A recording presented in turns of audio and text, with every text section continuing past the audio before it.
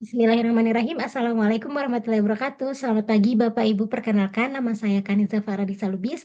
Pada kesempatan kali ini izinkan saya untuk memaparkan hasil penelitian saya itu pengaruh coping religius terhadap burnout pada guru perempuan dengan peran ganda. Nah, alasan saya memilih topik ini karena saya melihat fenomena beban kerja yang luar biasa pada guru perempuan di sekitar kita. Di masa sekarang, tentunya menjadi guru bukanlah suatu hal yang mudah. Mereka harus menjadi teladan yang baik bagi muridnya, kemudian mereka harus bertanggung jawab dalam menyampaikan atau memberikan ilmu kepada muridnya, kemudian mereka juga harus bisa beradaptasi secara cepat dengan kurikulum yang terus berubah, dan lain-lainnya. Kemudian, tantangan ini akan menjadi lebih berat bagi guru perempuan yang memikul peran ganda, yaitu sebagai profesional dan juga sebagai ibu rumah tangga ketika di rumah. Ketika di sekolah mereka harus menjadi guru yang profesional dengan memberikan ilmu dan melakukan hal-hal kewajiban guru pada umumnya. Kemudian ketika mereka pulang mereka harus melakukan tanggung jawab mereka sebagai ibu rumah tangga, menyiapkan makan untuk suami, menyiapkan makan untuk anak, kemudian merapikan rumah dan lain-lainnya.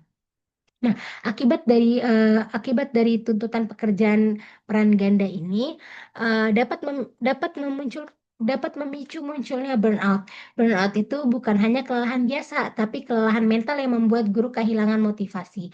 Dari data yang dipaparkan ini, terdapat 19% eh, ketidakhadiran guru yang harus segera dicari solusinya, di mana kemungkinan ada masalah kesejahteraan mental yang guru alami. Kemudian, mengingatnya beratnya resiko burnout ini, ada gak sih cara gimana guru untuk menghadapi atau menjalankan masalah burnout yang sedang dia alami itu?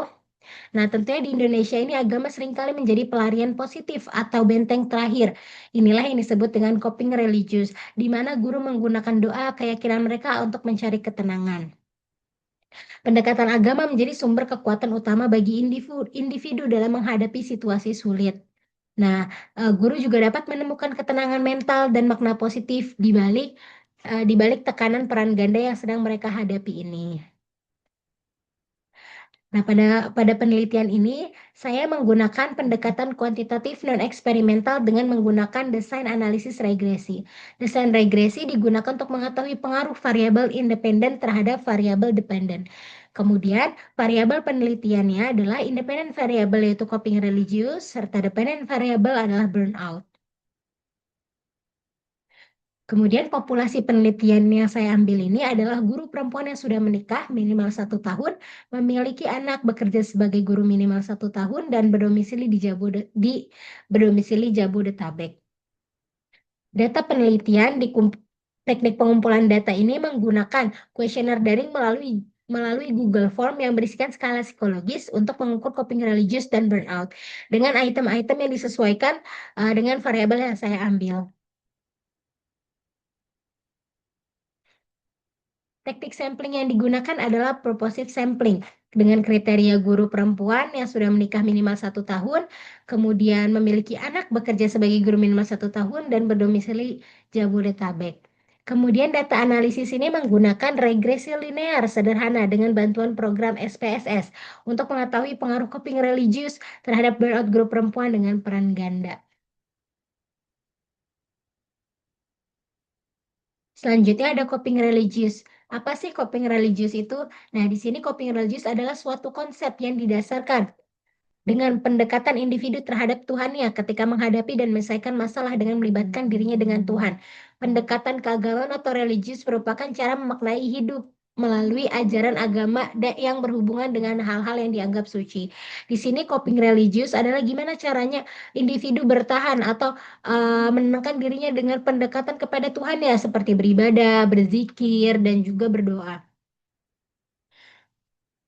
Nah, mereka akan menghadapi seluruh masalahnya dengan melibatkan Tuhan mereka, dengan mendekatkan dirinya kepada Tuhan seperti beribadah yang tadi sudah dijelaskan. Nah, dengan adanya coping religius ini, mereka dapat memaknai hidup melalui ajaran agama yang berhubungan dengan hal-hal yang dianggap suci. Mereka akan menganggap atau memaknai masalah mereka sebagai hal-hal yang positif. Kemudian, coping religius ini terdapat dua dimensi, yaitu coping religius positif dan juga negatif. Apa sih perbedaan dari kedua coping tersebut? Yang pertama, coping religius positif, yaitu ketika guru mencari makna positif dari masalah yang mer- dari masalah dan merasa dekat dengan Tuhan melalui doa atau ibadah. Nah, coping religius positif ini di mana individu merasakan bahwa masalahnya itu sebagai hal yang positif. Jadi dia mengatasi segala masalah dengan mendekatkan dirinya kepada Tuhan seperti berdoa dan beribadah. Kemudian berbeda dengan coping religius negatif. Kebalikan dari coping religius positif, di mana individu merasakan ditinggalkan atau merasa ditinggalkan atau dihukum oleh Tuhannya saat menghadapi masalah. Di sini individu merasa bahwa masalah yang dihadapinya atau masalah yang sedang dijalaninya adalah hukuman dari Tuhannya. Dan mereka merasa bahwa Tuhannya telah meninggalkan mereka. Nah, coping religious ini saya menggunakan alat ukur brief ERCOP yang dikembangkan oleh Pargamen dan kawan-kawannya. Selanjutnya ada burnout. Apa sih yang dimaksud dengan burnout ini? Burnout digambarkan sebagai sindrom kelelahan emosional, depersonalisasi, dan berkurangnya pencapaian pribadi yang terjadi pada individu yang melakukan pekerjaan, memberikan layanan ke orang lain, dan sejenisnya. Burnout ini dapat dikatakan sebagai kelelahan emosional juga. Seperti tadi, jika burnout terjadi pada guru, mungkin kemungkinan guru akan merasa kehilangan motivasi dalam menjalankan atau mengerjakan pekerjaannya.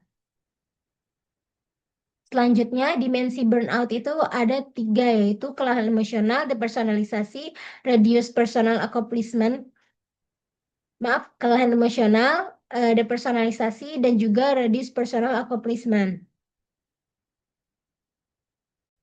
Kelelahan emosional, individu merasa energinya sangat terkuras habis, dan secara emosional merasa sangat lelah atau capek. Di sini kelelahan emosional, individu ngerasa bahwa eh, mereka energinya terkuras habis dengan pekerjaan yang mereka hadapi. Kemudian depersonalisasi itu mulai muncul rasa sinis atau tidak peduli terhadap murid dan rekan kerja. Dikarenakan tingkat kelelahan yang meningkat atau tingkat kelelahan yang meningkat, dikarenakan tingkat kelelahan yang meningkat, individu mulai merasa acuh tak acuh kepada rekan kerjanya atau bahkan muridnya. Dia merasa mulai tidak peduli terhadap lingkungannya. Kemudian ada reduced personal accomplishment. Ini di mana perasaan bahwa dirinya tidak lagi kompeten atau merasa prestasinya menurun dalam bekerja.